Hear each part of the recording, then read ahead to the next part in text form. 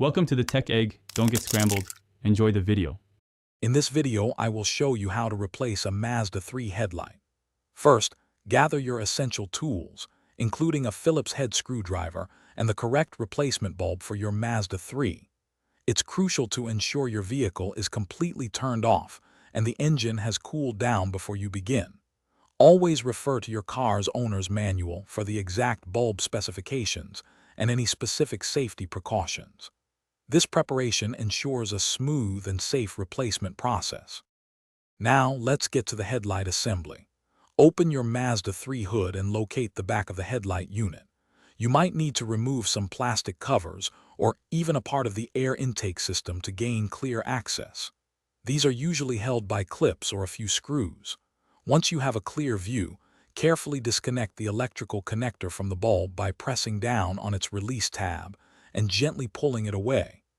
This step ensures no power is flowing to the bulb. With the electrical connector detached, it's time to remove the old bulb. Gently twist the old bulb counterclockwise until it unlatches from its housing, then pull it straight out.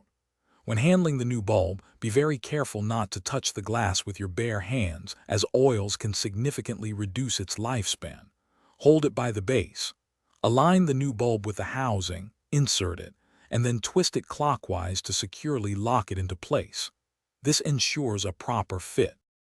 Finally, let's wrap things up. Reconnect the electrical connector firmly to the new headlight bulb. Before reassembling everything, turn on your Mazda 3 and test the new headlight to confirm it's working properly. Make sure both high and low beams function.